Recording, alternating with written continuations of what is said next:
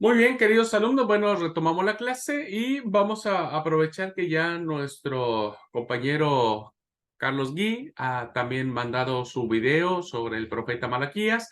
Bueno, vamos a pasarlo hoy. Gracias Carlos, también un gran expositor desde el sur de la provincia de Buenos Aires, directamente traído desde San Clemente del Tuyú, de aquellos lares que espero algún día ir a conocer y que seguramente voy a ir a conocer por allá. Pues muchas gracias, Carlos. Gracias por haber aceptado igual de manera voluntaria el que hayas tomado el libro del profeta Malaquías y sé que, bueno, lo hiciste con mucho cariño y dedicación. Así que, bueno, voy a compartir la pantalla para que podamos escuchar la clase a través de Carlos Gui, el libro del profeta Malaquías. Eh, un segundo, ya está.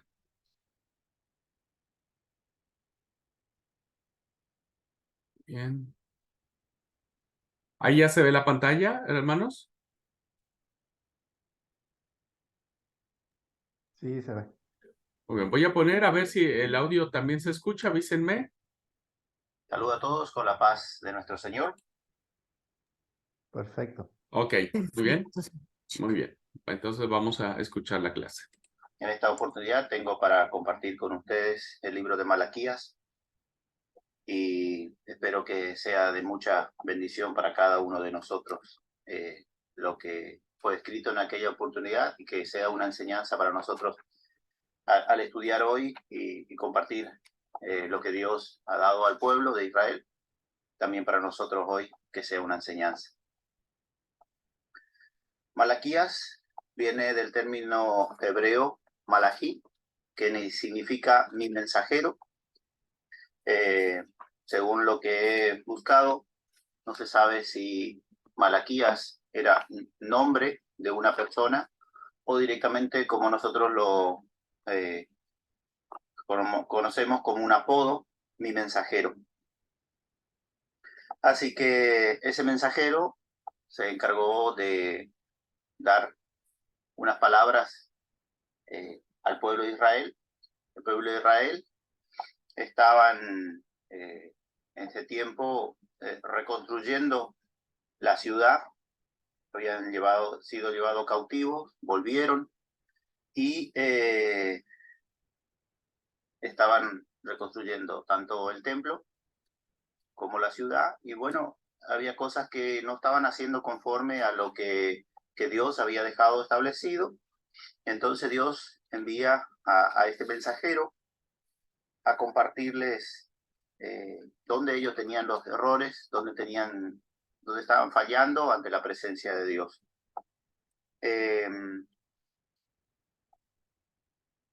Malaquías ejercita sus funciones en el siglo VI y a comienzos del siglo V antes de Cristo, durante un periodo de intermedio entre las actividades de Ageo y Zacarías, la segunda mitad del siglo VI y V, y la de Esdras y Nehemías cerca de un siglo después. Malaquías, la verdad que tiene unas hermosas enseñanzas y yo quisiera, a medida que voy compartiendo partes de estos 4 capítulos, también llevando la enseñanza que tiene para nosotros hoy. En el capítulo 1, versículos 1 en adelante, dice así: palabra profética del Señor contra Israel, proclamada por medio de Malaquías. Yo estaré compartiendo la lectura, que me pareció más linda, más entendible para nosotros hoy, la Reina Valera contemporánea. He leído también en la NBI la Reina Valera 1960, pero tiene una mejor forma de expresarse y por eso quiero compartir la palabra en esta versión. Dice así el versículo 2: el Señor ha dicho, yo los amo. Y ustedes objetan, ¿cómo puede decirnos que nos amas? Lo lindo que tiene este libro es que hay como una conversación entre Dios y el pueblo tiene la oportunidad de expresarse lo que ellos están sintiendo. Dios le dice estas palabras y ellos le pueden preguntar o responder qué es lo que ellos estaban sintiendo o qué ellos estaban viviendo en ese momento. Esta primera palabra dice, el Señor ha dicho, yo los amo. Y ellos le dicen, ¿en qué tú nos amas? Sabemos que ellos estaban pasando por un momento bastante de dificultad allí, donde los pueblos que estaban alrededor le estaban, vamos a decir, tirándole abajo todas las cosas que ellos estaban haciendo, reprochándole, mostrándole que ellos no iban a poder salir en adelante. Y entonces ellos se sentían bajoneados por las cosas que estaban haciendo y cuando Dios le dice, yo los amo, automáticamente ellos le salen, le dicen, ¿en qué tú nos estás amando? ¿Cómo puedes decirnos que no estás amando? Imagínense si nosotros a nuestra pareja le decimos, o ella o él nos dice, te amo, y nos decimos, ¿y qué me estás amando? ¿Cuál sería la respuesta? Bueno, eso es lo que pasó en esa oportunidad. Y el Señor le responde, dice así, y el Señor le ha dicho, ¿acaso no es Esaú hermano de Jacob? Sin embargo, a Jacob lo he amado, pues a Esaú lo he aborrecido, pues he convertido sus montes en lugares desolados y sus territorios en guarida de chacales en el desierto. Y aunque Edom siga, nos hemos quedado pobres, diga, nos hemos quedado pobres, pero volveremos a levantar lo destruido. Yo, el Señor de los ejércitos, declaro, yo volveré a destruir lo que ellos edifiquen. Edom será conocido como un territorio de impiedad y como un pueblo contra el cual el Señor está siempre indignado. Ustedes mismos lo verán y dirán entonces, la grandeza del Señor rebasa los límites de Israel. La respuesta de Dios hacia el pueblo fue fácil. Le dijo, ¿ustedes no se dan cuenta que yo le he elegido a ustedes? Que en vez de elegir a Esaú, como él menospreció la primogenitura, no tuvo en cuenta el ser elegido por Dios, yo he elegido a Jacob. Y a Jacob y a Esaú, como eligió no servirme a mí, ir a otras tierras, no quedarse en las tierras para compartir la bendición bendición y promesa que Dios le dio, yo a él no le voy a enriquecer, sino a ustedes, a la descendencia de Jacob. Y aunque Esaú y los pueblos donde estaba morando Esaú digan, nosotros sí vamos a poder hacerlo, el Señor no va a permitir. La enseñanza que nos da a nosotros hoy es bien fácil. Nos dicen, ustedes pueden progresar, pueden seguir en adelante, siempre y cuando yo esté de acuerdo y lo esté bendiciendo.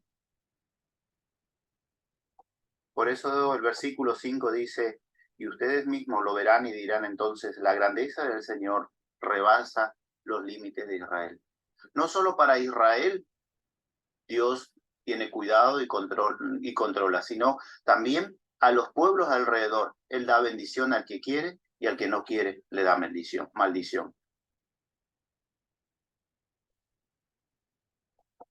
Siguiendo con el mismo capítulo, del versículo 6 hasta el 14, da como le decimos nosotros, un garrote a los sacerdotes. Los sacerdotes estaban haciendo cosas que no estaban de acorde a la palabra de Dios. Y dice así nuevamente, el hijo honra al padre y el siervo respeta a su señor, pues yo soy su padre. ¿Dónde está la honra que me merezco? Si yo soy señor, ¿Dónde está el respeto que se me debe? Yo, el Señor de los ejércitos, les hablo a ustedes, los sacerdotes, que menosprecian mi nombre y que incluso dicen, ¿y cómo puede decir que menospreciamos tu nombre? Nuevamente aquí, ese diálogo entre Dios y los sacerdotes. ¿Cómo te menospreciamos tu nombre? Pues porque ofrecen pan impuro sobre mi altar y aún añaden, ¿en qué te hemos deshonrado? Pues en lo que piensan de mi pues en lo que piensan que mi mesa es despreciable. ¿Acaso no está mal que no ofrezcan en sacrificios animales ciegos o que ofrezcan animales cojos o enfermos? Presenten esos animales a sus gobernantes. Yo, el Señor de los ejércitos, les digo, ¿acaso piensan que ellos lo aceptarán y quedarán complacidos con ustedes? Busquemos, pues, ganarnos el favor de Dios para que se complazca de nosotros, porque el Señor de los ejércitos dice, ¿cómo pueden agradarme con acciones como esta? ¿Quién de ustedes cierra las puertas o alumbra mi altar sin cobrar nada? Los que hacen lo que ustedes hacen no me agrada y no voy a aceptar ninguna ofrenda que me presenten. Yo digo, el Señor de los ejércitos. De la salida del sol hasta el ocaso, grande es mi nombre entre las naciones, y en todo lugar ofrece a mi nombre incienso y ofrenda limpia, porque grande es mi nombre entre las naciones. Lo digo yo, el Señor de los ejércitos, pero ustedes profanan mi nombre cuando dicen que mi mesa está impura y cuando desprecian los alimentos que allí ofrecen. Además, ustedes han dicho cuán fastidioso que es todo esto y me desprecian y me traen ofrenda de animales robados, cojos o enfermos. ¿Acaso voy a aceptar lo que me presentan eso? Lo digo yo, el Señor de los ejércitos. Malditos sean los que engañan y a los que tienen machos en sus rebaños, prometen ofrecérmelos y luego me presentan animales dañados. Yo soy el gran rey y mi nombre es reverenciado entre las naciones. Lo digo yo, el Señor de los ejércitos. ¿Qué palabra tan fuerte le dijo eh, a los sacerdotes? Dice, ustedes están permitiendo las cosas que yo le he dicho que no. Como líderes del pueblo, ustedes están permitiendo que el pueblo traiga animales cojos, ciegos, que no son limpios, que no son aceptos. Si ustedes llevan esa misma ofrenda a sus gobernantes, ¿lo van a aceptar? ¿Por qué me traen a mí? Y da una enseñanza tanto a los del pueblo y a los sacerdotes. Porque dice el versículo 14, dice, y ustedes me prometen que me van a traer animales machos a presentarme en la ofrenda, pero después al final me traen los que tienen problemas. ¿Cuántas veces nosotros hacemos lo mismo? Y yo creo que cada uno de nosotros le ha pasado en alguna oportunidad cuando ha estado en algún problema y habrá dicho, Señor, ayúdame porque necesito. Y te prometo que voy a hacer tal cosa. Y después cuando Dios actuó en nosotros y nos sacó de ese aprieto que estábamos, pero Señor, perdóname, pero la próxima vez, ojalá que nadie haya hecho eso, nadie haya actuado de esta manera, porque también es una enseñanza para nosotros. Para los líderes, para los sacerdotes, le dice ustedes, cuando me están preguntando en qué te deshonramos, me deshonraron en eso, que han permitido que se actúe de una manera incorrecta, que el pueblo piense que está bien lo que está mal, porque ustedes lo están permitiendo. Para los líderes, así sea del área que sea, a nosotros que estamos estudiando y que estamos liderando algún área de la iglesia, tengamos en cuenta que también puede ser esta palabra para nosotros. No permitamos que las cosas corruptibles entren dentro de la iglesia. No permitamos que las cosas que, ay, bueno, si es fulano de tal, como él, vamos a dejar aceptarlo. No permitamos estas cosas porque Dios no lo quiere.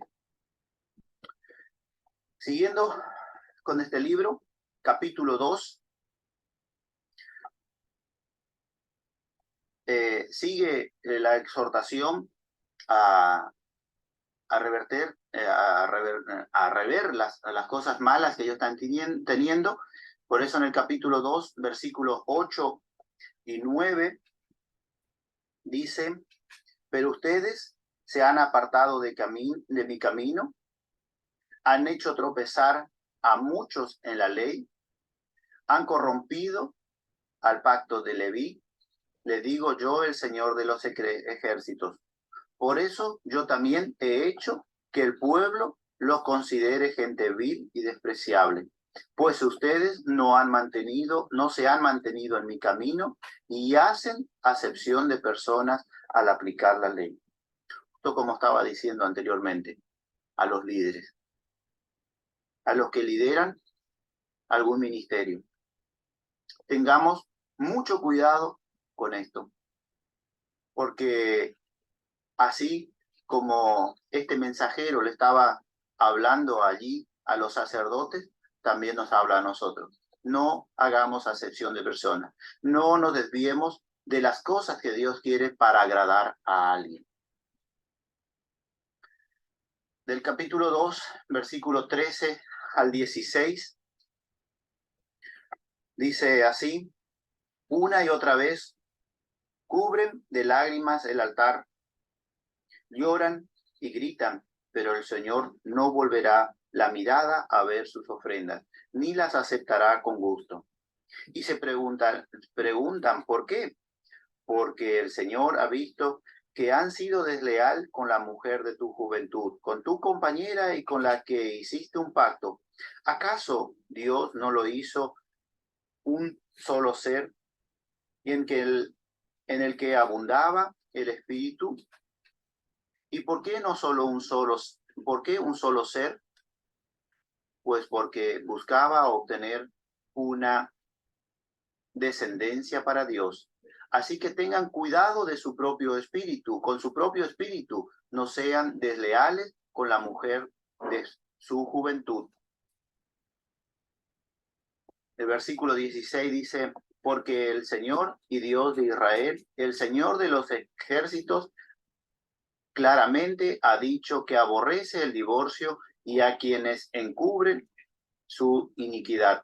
Tengan pues cuidado con su propio espíritu, no sean desleales. ¿Qué estaba pasando allí? Los del pueblo de Israel estaban viendo que las mujeres que estaban alrededor de los pueblos paganos eran más lindas que sus mujeres. Y entonces empezaron a casarse, dejar su mujer y empezar a juntarse con las mujeres de los pueblos paganos. También llama a eso. Hoy lo aplicativo a nosotros podríamos decir, no traigamos las cosas que tienen las otras iglesias a nuestras iglesias. No traigamos costumbres, formas de alabar, forma de expresarse, forma de llevar en adelante un culto. Tengamos cuidado con lo que están haciendo las demás denominaciones y traerlos a nuestra iglesia porque es lindo, porque atrae. Es mi forma de pensar. Siguiendo con la lectura, capítulo 2, versículo 17 dice, otro punto, ustedes han cansado al Señor con sus acciones. Todavía se atreven a decir, ¿en qué lo hemos cansado? Pues dicen, todo el que actúa mal agrada al Señor. Sí, el Señor se complace de ellos de otra manera. ¿dónde está el Dios de justicia? Y allí surge una pregunta, y también en el capítulo 3, versículo 15, habla de lo mismo.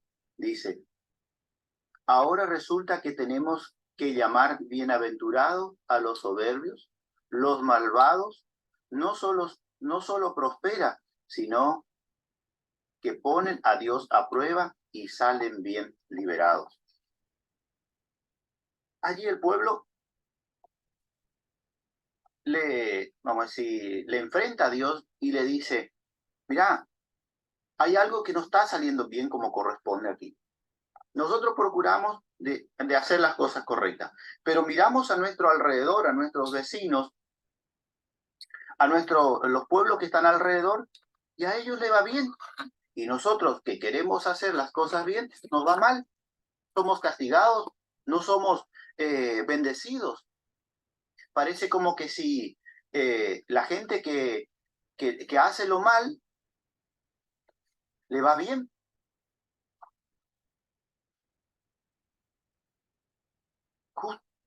Comparando con este mismo pasaje y esos dos versículos, nosotros encontramos el Salmo 73 que dice así, quizás muchos lo hayan leído, ¿no es cierto? Pero el salmista allí dice, Señor, cuando miro alrededor mío veo tanta maldad y veo todos les va tan bien y a mí me está yendo mal, ¿qué está pasando?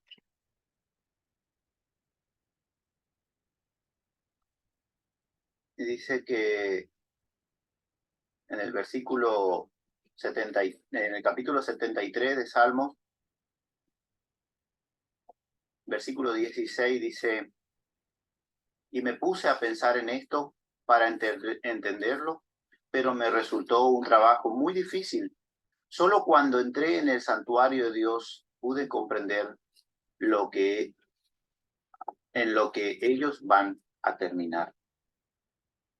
Cuando nosotros miramos a nuestro alrededor hoy, podemos decir nuestros vecinos, cuánta gente nosotros conocemos que no guardan el sábado, no guardan los 10 mandamientos, vamos a decirlo, no solo el sábado, los 10 mandamientos, no dan diezmos, no dan ofrendas, no van a la iglesia, no trabajan.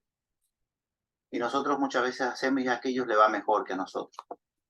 Le estaba pasando lo mismo que allí al pueblo de Israel. A nuestros vecinos le están yendo mejor, no te sirven a vos y le están yendo mejor. ¿Qué está pasando?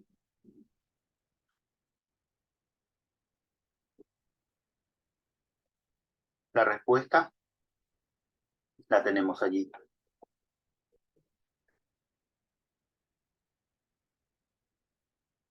Ellos no tienen un final. Ellos no son los pueblos escogidos. Nosotros sí somos el pueblo escogido. En el capítulo 3 hay otro punto que ellos le cuestionan a Dios, o Dios le cuestiona primero a ellos y ellos le responden. Versículo 6 dice así, hijos de Jacob, yo soy el Señor y no cambio. Por eso ustedes han sido consumidos. Desde el día de sus antepasados, no se han sometido a mis leyes, sino que se han apartado de ellas. Pero si se vuelven a mí, yo me volveré a ustedes. Yo, el Señor de los ejércitos, he dicho. Pero ustedes dicen, ¿qué quieres decir que nos volvamos a ti? ¿Habrá quien pueda, ¿habrá quien pueda robarle a Dios? Pues ustedes me han robado y sin embargo dicen, ¿qué quiere decir que te hemos robado? Pues han robado en mis diezmos y ofrendas. Malditos sean todos ustedes, porque como nación me han robado. Y yo quiero acá quedarme en estos versículos, porque Lo llamativo de creo que todos hemos leído muchas veces este pasaje, te hemos robado nuestros diezmos, nuestras ofrendas, pero la pregunta que quiero hacer y que me hago a mí, está en el versículo 7, dice, ¿qué quiere decir que nos volvamos a ti?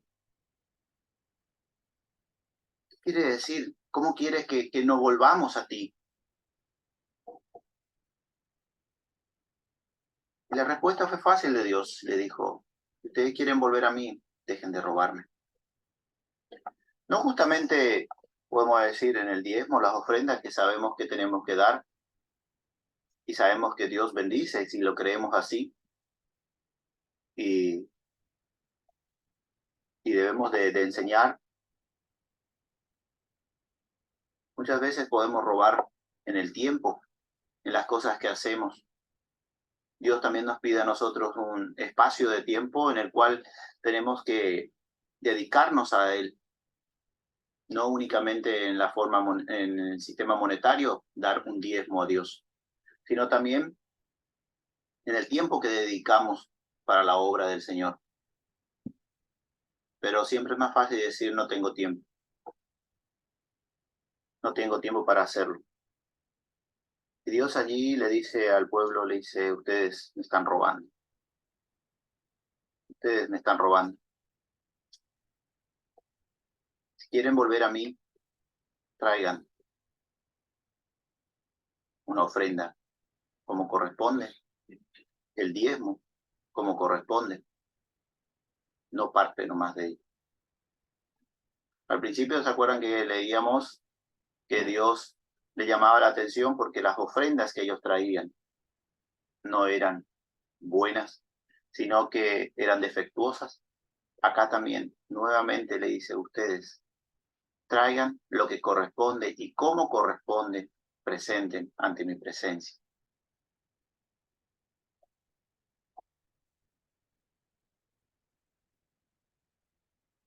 En el capítulo 3,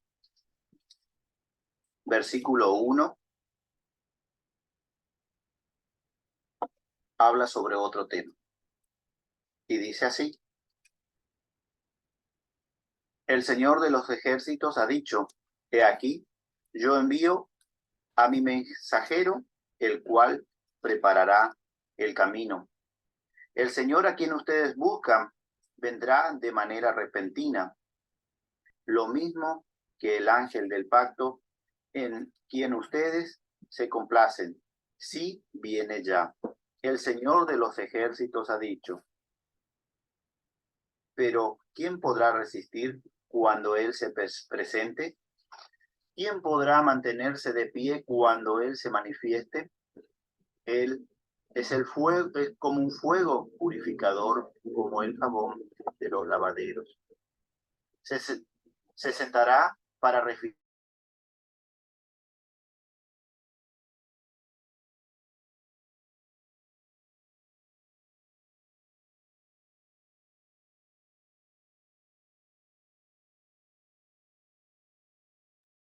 Perdón, perdón, hermano, se me fue el internet. No sé qué le pasó, pero ya volvió otra vez. Ahí lo vuelvo a poner.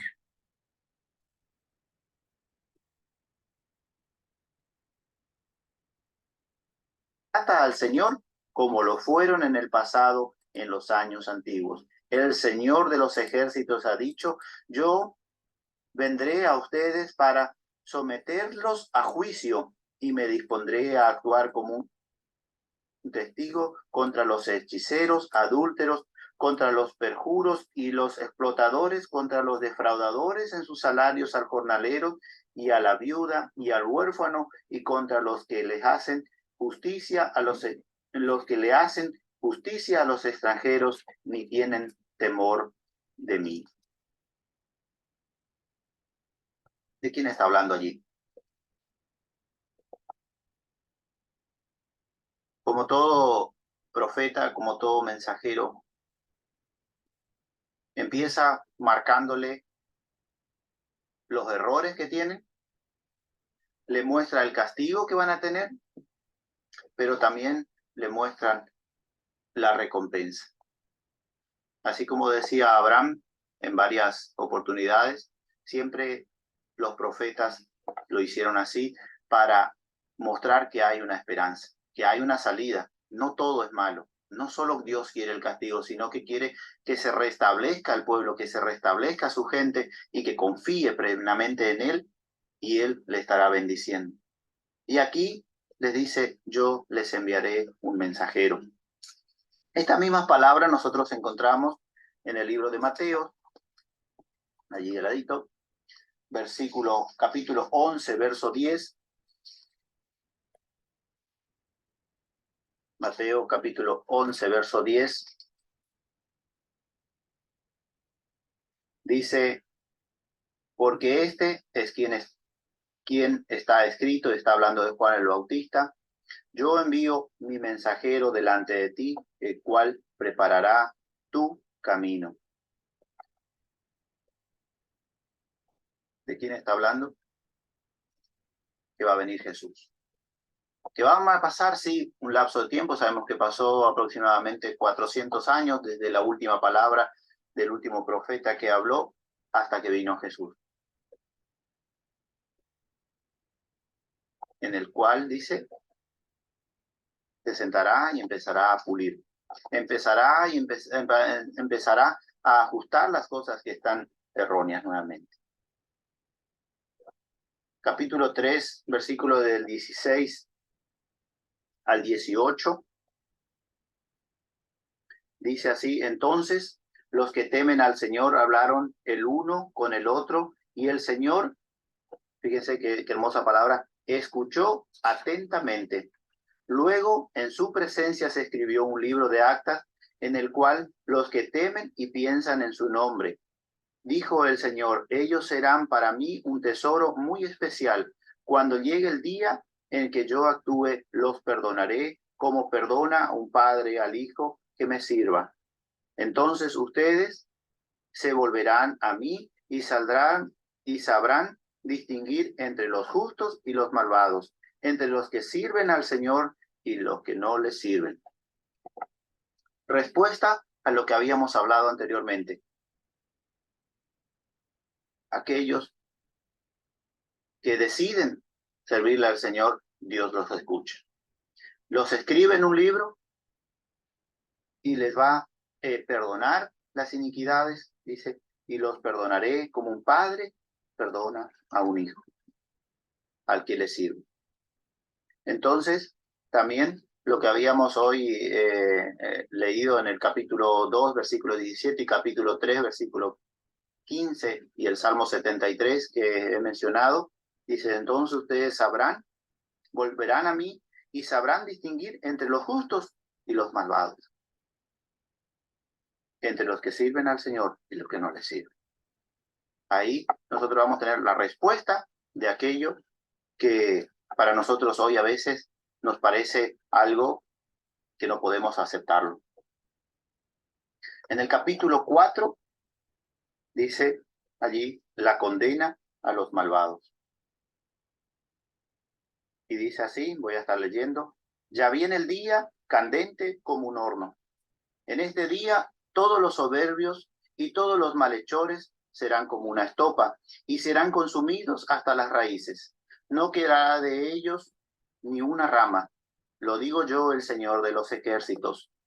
Pero para ustedes, los que temen mi nombre, brillará un sol de justicia que les traerá salvación. Entonces ustedes saltarán de alegría como un becerro cuando se aparta de la manada. El día que yo actúe, ustedes aplastarán a los malvados hasta convertirlos en ceniza debajo de sus pies. Yo digo, el Señor de los ejércitos. Acuérdense de mi ley, de la ley de mi siervo Moisés, y a quien en Horeb le di ordenanzas y leyes a todo Israel. Tomen en cuenta que antes que llegue el día grande y terrible del Señor, yo les enviaré al profeta Elías, y él hará que el corazón de los padres se vuelvan hacia los hijos, y el corazón de los hijos se vuelva hacia los padres, para que yo venga a destruir la tierra, para que no venga a destruir la tierra por completo. Hay un momento en el cual vamos a saber distinguir entre lo bueno y lo malo, le dice allí el profeta al pueblo. Dice, va a llegar un momento en que los padres se van a abonar con los hijos con los padres. ¿Para qué? Para no destruir la tierra por completo. ¿Y cuándo fue el tiempo eso? Cuando Jesús vino aquí a la tierra y vendrá nuevamente. Hermanos, creo que hablé sobre todo el libro, muy hermoso, muy hermosas palabras tiene. Creo que muchos habrán sido igual que yo, que hemos conocido de Malaquías, donde decía, traigan mis diezmos al alfolí, como dice la Reina Valera, ese único pasaje, y no le demos importancia a los demás capítulos. Tiene una muy buena enseñanza para cada uno de nosotros, así como lo fue para el pueblo de Israel en esa oportunidad, para que se vuelvan, para que se den cuenta del error que tienen. Dios también hoy tenemos la posibilidad de nosotros de hablar con Él, de expresarnos, de comentarle nuestras dificultades, nuestros temores, nuestras partes débiles y pedirle que sea Él el que nos hable por medio de su palabra para no desviarnos de sus caminos. Espero que le haya llenado de dudas, así puedan seguir estudiando de ella y cualquier cosa el pastor Abraham podrá responderle si en algo me he equivocado y también le pido que me corrija donde me he equivocado y que sea de enseñanza para cada uno de nosotros este libro de Malaquías. Dios nos bendiga a todos, mi deseo. Amén.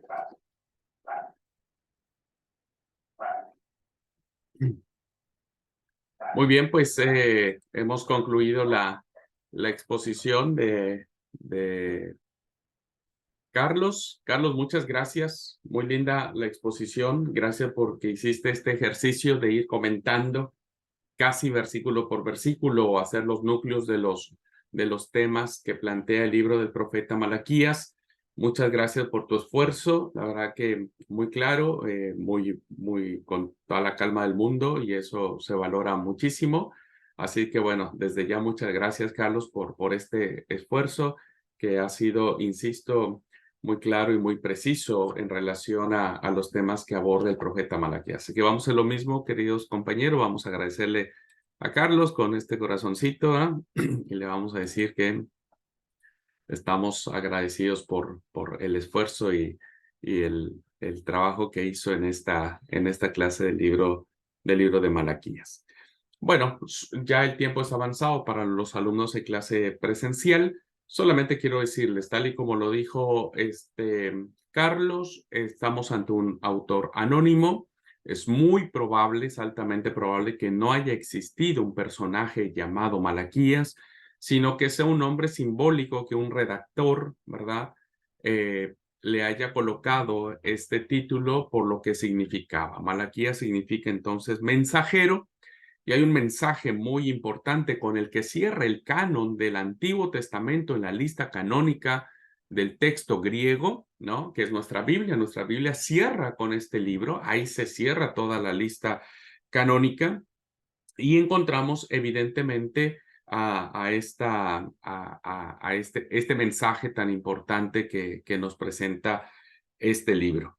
Bueno, es un libro evidentemente con un sabor profundamente judío. El autor es judío, ¿verdad? Está dirigido hacia el pueblo de Judá y el ambiente en el que se escribe este libro es un ambiente de total y absoluta indiferencia por parte del pueblo y de sus líderes, principalmente en el templo, con los que ministraban en el sacerdocio. Es decir, que después de que vienen del exilio con Zorobabel y con Josué, inicia una etapa de entusiasmo para reconstruir el templo, no la ciudad. La ciudad la viene a reconstruir muchos años después Nehemías y la liturgia la viene a reconstruir Esdras, pero muchos años después.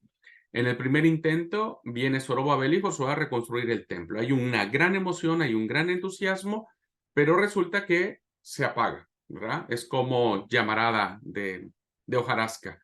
Y entonces llega un momento en donde hay una profunda apatía religiosa, un profundo desánimo de confianza en Dios por parte del pueblo. y el pueblo empieza a dudar del amor de Dios, empieza a dudar sobre todo su justicia, ¿verdad? Que es uno de los temas que plantea el libro, como nos lo platicó Carlos. ¿Cómo le va bien a los injustos, a los malvados, a los perversos? Y a mí, que obedezco la ley de Dios, me va para cualquier cosa. Y sobre todo es un tema donde el profeta plantea cómo el pueblo dice, ya no le interesamos más nosotros a Yahvé, se ha olvidado de su pueblo y por lo tanto nosotros pues tampoco nos interesa mucho el tema.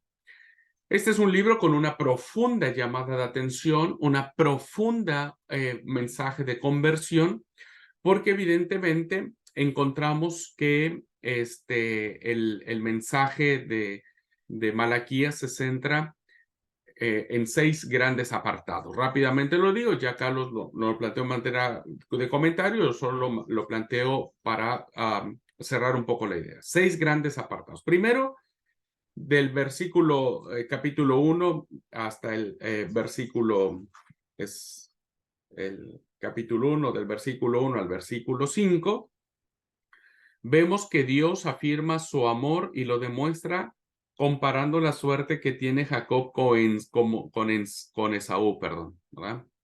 Y todos sabemos en qué termina la historia de Jacob y Esaú, en amor y en reconciliación, ¿verdad? Segundo gran tema, se dirige, sí, efectivamente, como nos lo planteó Carlos, a los sacerdotes, los líderes. Y el problema que tenían los líderes es que el profeta les va a reprochar que ofrezcan holocaustos o animales de muy poco valor cuando Dios merecía lo mejor. Y acá pienso, ¿no es cierto?, que a veces, como dijo Carlos, los que somos líderes, a veces le damos a Dios lo que sale, lo que nos sale. Si nos toca predicar, bueno, ahí como salga. Si nos toca dirigir, y bueno, ahí como salga. Si tenemos que hacer algo para la iglesia, y bueno, pues qué sé yo, al fin es para la gloria de Dios y no nos esforzamos, no lo hacemos con excelencia y caemos como en esa apatía espiritual, ¿verdad? Decir, si nadie lo hace, si el pastor no lo hace, si los otros hermanos no lo hacen, si el sobrevedor no viene, si el ejecutivo no nos visita, entonces nosotros no hacemos nada. El profeta Malaquías llama la atención y dice, a ver, no puede ser que los que de alguna manera ejercemos un ministerio en la iglesia podamos ser tan bajos en nuestra calidad de ofrecer al Señor, sobre todo que Él merece lo mejor. El tercer gran tema trata acerca de los matrimonios mixtos y el divorcio. El profeta Malaquías, muy en consonancia con Esdras y con Nehemías, ¿verdad? No está de acuerdo que el pueblo se haya casado con mujeres, principalmente los hombres se hayan casado con mujeres ajenas al pacto de Dios, ¿verdad? Pero también él está en contra del divorcio, o sea, no, el tema del divorcio no estaba en los planes de Dios, ¿no es cierto? No estaba en los planes de Dios. Y evidentemente este mensaje dice, él aborrece el repudio, él no está de acuerdo, ¿no es cierto? Pero no puede ser que ustedes no hayan preservado la pureza en el matrimonio. El cuarto tema es acerca de la retribución divina, indicando respecto del día del juicio que está cerca, ¿verdad? Que está cerca. Y bueno, aquí vemos claramente que Dios enviará a su mensajero y el profeta Malaquías identifica el mensajero con Elías. El Nuevo Testamento no lo identificará con Elías, sino el Nuevo Testamento lo identificará con Juan el Bautista, ¿no? Juan el Bautista será el mensajero que anuncie el camino del Señor. Vendrá muy en la venida del Señor, muy propio de esta literatura ya de la época de la Restauración, es decir, queremos que ya venga el juicio final para que todas las naciones sean salvas, pero el Mesías establezca su reino sobre la tierra. El quinto tema tiene que ver con lo que es, como bien dice Carlos, de Malaquías solamente sabemos ese texto en términos peyorativos, ¿verdad?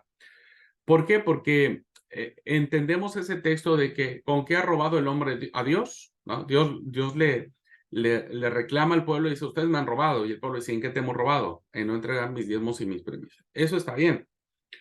Es una forma en que le hemos robado a Dios. Todo aquel que se hace medio ahí como que, ay, no doy porque no vienen, porque no hacen, porque no tengo plata o porque me voy a quedar sin plata o porque le queremos hacer chanchullo a Dios o le queremos ahí engañar a Dios respecto a lo que le pertenece a él.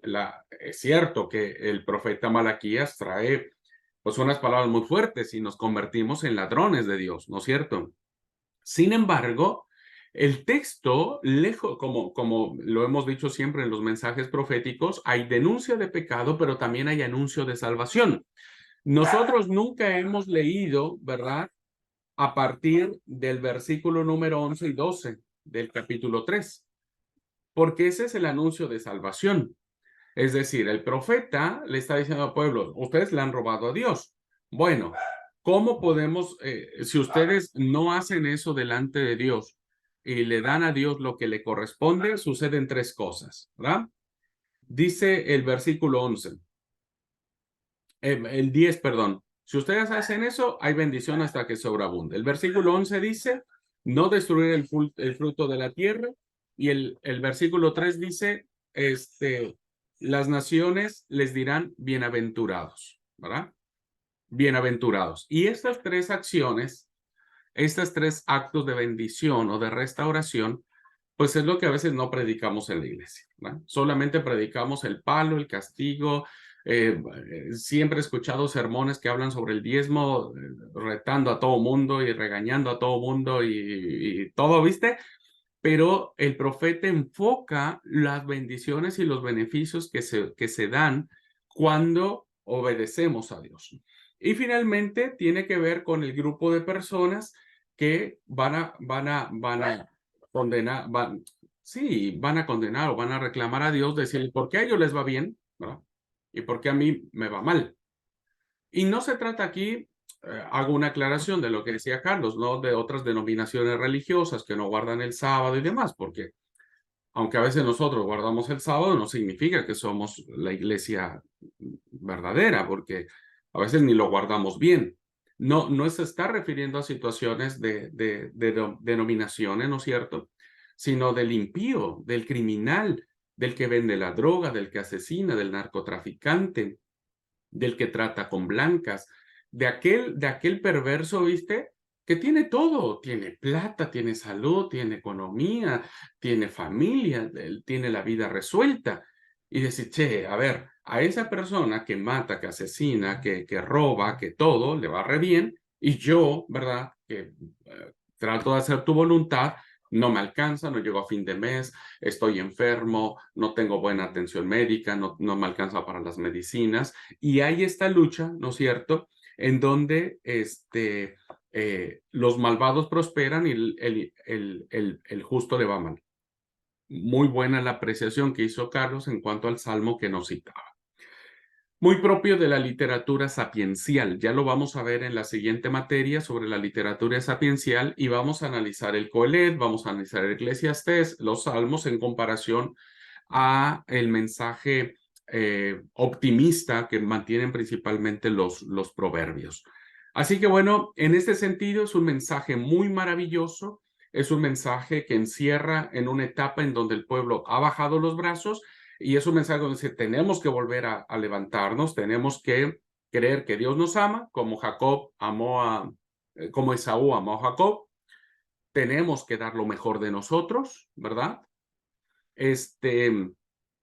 Cuidemos siempre que nuestra familia sirva al Señor y no permitamos que ni esposos ni esposas nos alejen de Dios. Finalmente, ese es el problema. Dios no está enojado por si alguien elige una pareja que no tenga su fe. El problema es que tantas veces la experiencia nos ha dicho que terminan yéndose o abandonando la fe, ¿no es cierto?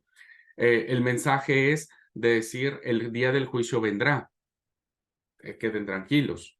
El siguiente es, busquemos obedecer a Dios porque van a venir cosas buenas en nuestra vida y no obedecemos a Dios por chantaje o por interés, sino por obediencia. Y el final dice, quédense tranquilos porque en el día del Señor el malvado perecerá y los justos tendrán, dice, mas vosotros los que teméis mi nombre, nacerá el sol de justicia y en sus alas traeréis salvación, saldréis y saltaréis como becerros en la manada. Quédense tranquilos. Esa gente le va bien, pero su final es de muerte.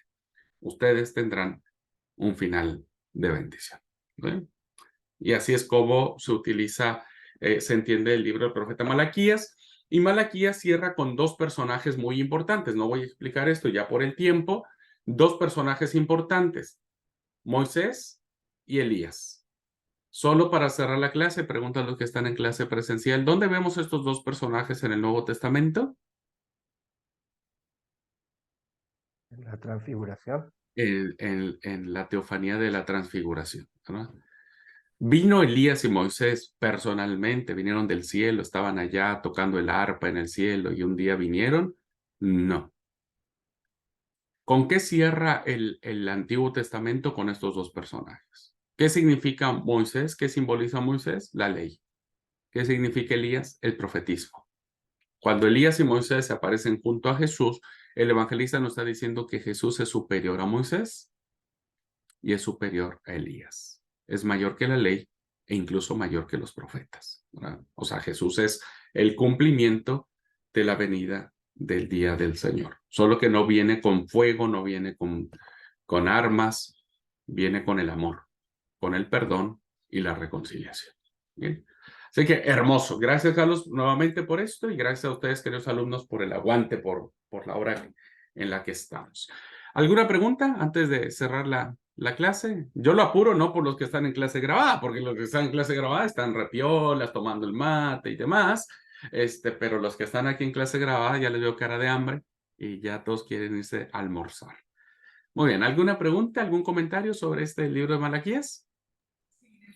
Carlos me avienta a mí, viste, pregúntale al pastor y que él conteste. No, para un poco, Carlos, ahí te vamos a mandar las preguntas a vos. Sí, Amanda, adelante.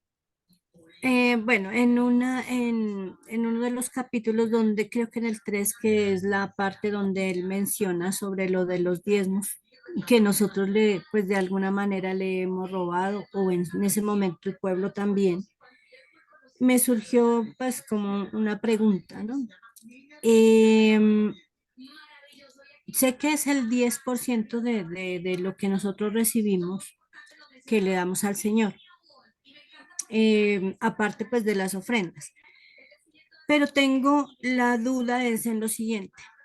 Digamos, yo tengo un salario y mi salario, digamos, son 1.000 pesos, es un ejemplo, ¿cierto? Son 1.000 pesos, pero dentro del salario, pues a mí me descuentan lo de seguro social, lo de la pensión y otras cosas y me llega, es un ejemplo, 900. Yo, ¿de cuál valor le doy el diezmo al Señor? Es una excelente pregunta, Amanda, muy buena y que es un debate muy amplio. El tema ¿no es cierto? Es muy amplio, pero yo le voy a dar mi apreciación, ¿verdad?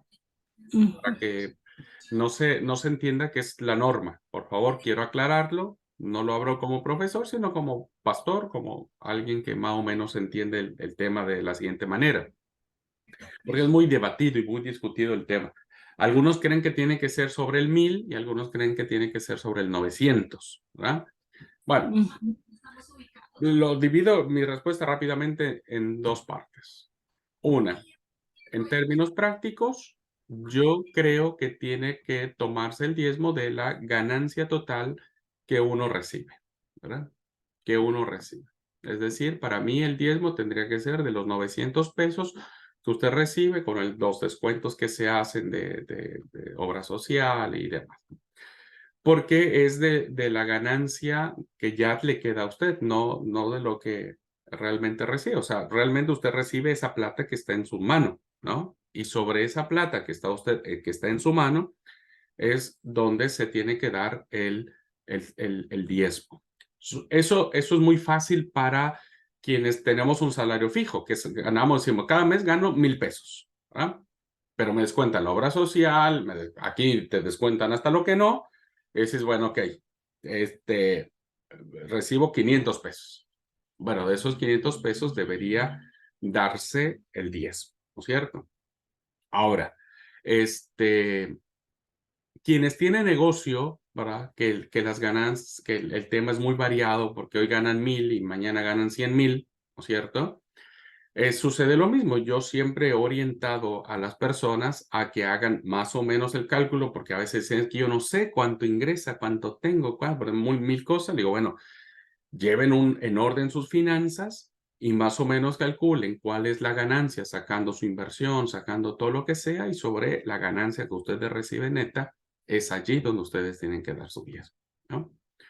Entonces yo creo que tiene que ser de la plata que uno recibe, ya decir, bueno, esto es lo que es mío y que lo que yo voy a ganar, lo que voy a gastar, sobre ese monto tiene que diezmarse, ¿verdad? Hay gente que piensa que no y la respeto. Gente que dice, no, si vos ganas 1,000 pesos, no importa si recibes 500, ¿verdad? Tú tienes que dar tu diezmo del 1,000. Vuelvo a repetir, no hay nada escrito. La Biblia tampoco nos da un manual de decir, en esto supuesto dalo así, en esta hipótesis dalo así. No lo existe, ¿no? Pero completo mi respuesta o mi justificación que yo doy en lo siguiente, en la siguiente parte, la segunda parte. Yo creo que muchas veces no se trata del monto, sino la intención del corazón, ¿verdad? La intención del corazón. ¿Por qué? Porque a veces mucha gente puede decir, y vuelvo a repetir, esta es mi apreciación, lo vuelvo a dejar muy claro. Mucha gente dice, no, ok, yo gano 1,000, pero me descuentan 100, gano 900. Bueno, 90 pesos es mi 10. Ese es el 10%, 90 pesos. Y lo que yo hago, lo que yo le digo a todos es, vos lo estás dando porque estás convencido, porque lo anhelas, porque sentís gozo, porque hay amor en tu corazón para darlo, porque es como una ley, como una regla, es decir, son 90, 10%, 900, 10% son 90. ¿Y qué si algún día puedes dar 92, por ejemplo? ¿Estarías dispuesto a dar 92 pesos? ¿O 93? ¿O 95? ¿O estarías dispuesto a dar 100 pesos? Ese es el gran desafío, creo yo, de lo que esto implica. Yo pienso que a veces la intención de nuestro corazón es mucho más valioso que el monto que nosotros damos.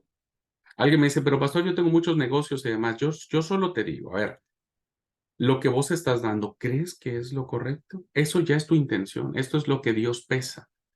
A Dios no le importa si le das 10 pesos o le das 5 millones de pesos o 20 millones de dólares. Porque según el texto bíblico dice, de Jehová es la tierra y su plenitud, el mundo y todo lo que en él habita. O sea, de Dios es todo. A Dios no le interesa nuestra plata. Más bien le interesa la intención de nuestro corazón. Entonces, si tú tenés un negocio que te da buena plata y que vos empezás a calcular tus gastos, llevas a tus hijos a escuelas privadas, tenés autos muy buenos, tenés una casa que tiene muchos servicios, que todo esto sale de tu ganancia, no de tu inversión, porque si no te fundirías, sale de tu ganancia, ¿ya? Entonces, si todo esto que vos necesitas para vivir, decís, no, de esto no puedo dar todo lo que es mi diezmo, ¿no es cierto? Entonces ya pecaste porque es la intención de tu corazón, ¿no? Entonces yo siempre le digo a las personas, eh, a veces uno está preocupado de decir, che, estoy dando bien mi diezmo, no, son 90 pesos, son 91 pesos, son 89 pesos, son 100 pesos. Yo creo que lo que más deberíamos preocuparnos y si realmente estamos siendo conscientes de que lo que estamos dando es lo que es correcto, lo que hay en mi corazón, lo que creo y siento que cuando me presente delante de Dios, no voy a tener una cara de vergüenza y decirle, Dios, discúlpame, tú y yo sabíamos que no era tan así. Esa sería mi apreciación, mi querida Amanda. Más allá de fijarnos un tanto en el monto, que está bien, yo no tengo problema por eso, porque yo tengo un sueldo fijo, entonces, ¿cuánto gano? Tanto, listo, ya está. Este es mi diezmo, ¿no? Pero mi pregunta es, ¿darías más que eso? Esa es mi pregunta que yo me hago. O diría yo, no, yo ya cumplí, listo, ya está, no doy más. Que es en el tema, por ejemplo, de las ofrendas, ¿no? Es decir, doy mi ofrenda. O yo digo, hoy no, hoy yo siento, tengo en mi corazón decir, no solamente a Dios le voy a dar 90 pesos, hoy le voy a dar 95 pesos. Lo siento, hay algo ahí que nació de mi tiempo quieto con Dios, de respirar con Él, de hablar con Él, de ver la necesidad de la iglesia, de ver que el salario es para pagar al pastor, si hay iglesia dedicada. Me nació para que el pastor tenga su plata, que no tenga, que la iglesia no esté, hermanos, hoy no nos alcanza para pagarle al pastor y demás. No, hoy me nació y yo doy. Ahí es donde creo yo que la bendición radica más que en llegar a ser legalistas o llegar a querer engañar a Dios. Perdón la respuesta. No sé si fue larga, corta o fue confusa. Me deja más tranquila porque uno siempre pues piensa y ahorita cuando era como, cuando nos hablaba el hermano como tan, me estás robando, entonces siente uno pues de pronto que uno no está haciendo las cosas bien. Por eso era mi pregunta.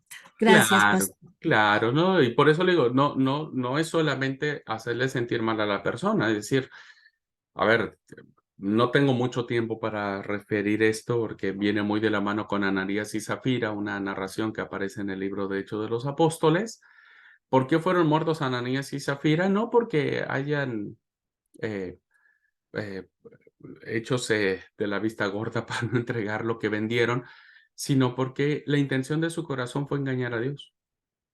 Entonces, yo pienso que en el tema del diezmo, cuando uno está dispuesto a dar más allá, ¿no? Es decir, mira, yo no sé, pero yo sé que gano 90 pesos, a veces doy 91, 95, a veces doy 100, a veces doy 200 pesos, a veces doy 300, ¿verdad? Entonces uno se siente libre y uno no tiene ese cargo de conciencia y eso que nos han metido a todos, ¿no es cierto? Sino yo creo que todo esto viene de nuestra relación con Jesús. En la medida que amamos a Jesús, Él nos va clarificando muchas cosas.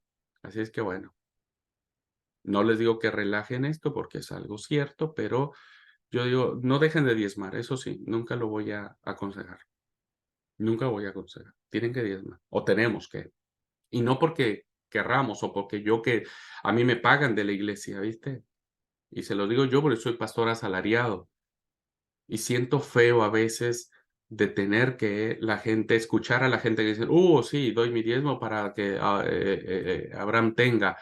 Y si yo me voy a un restaurante bueno para comer, y miren, vieron, ahí se gasta mi plata que le estoy dando de mi diezmo. Es terrible, hermano, sinceramente es muy feo escuchar y uno lo escucha muy seguido, ¿verdad? Cuando el pastor dice, hay que aumentarle el salario del pastor.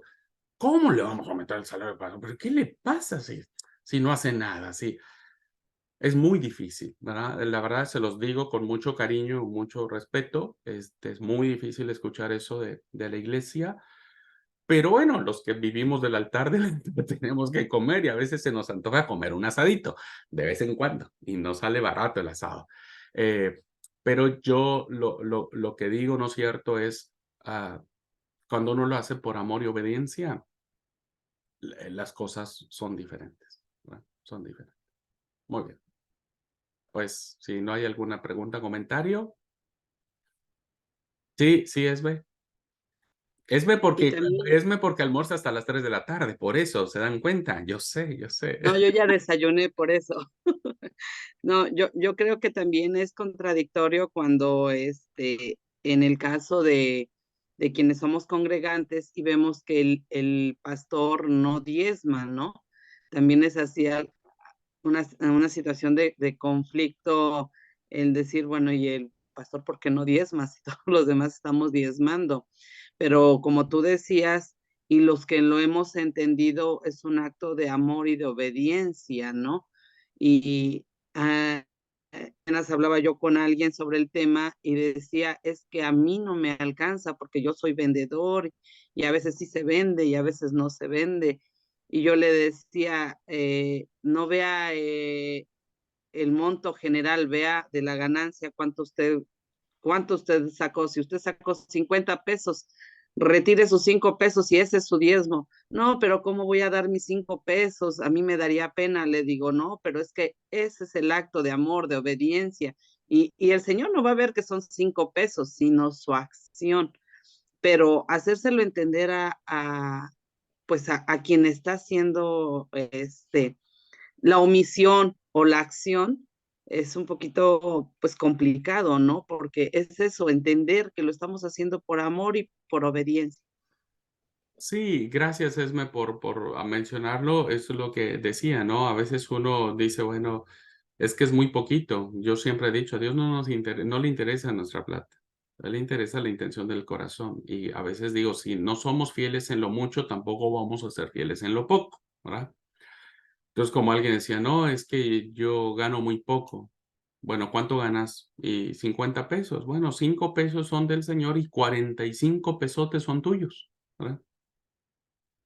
5 pesos son del Señor y 45 pesotes son tuyos. O sea, no es que Dios te está quitando. Dios Dios no es injusto, ¿verdad? Como para decir, es que me está quitando. No, no te está quitando nada.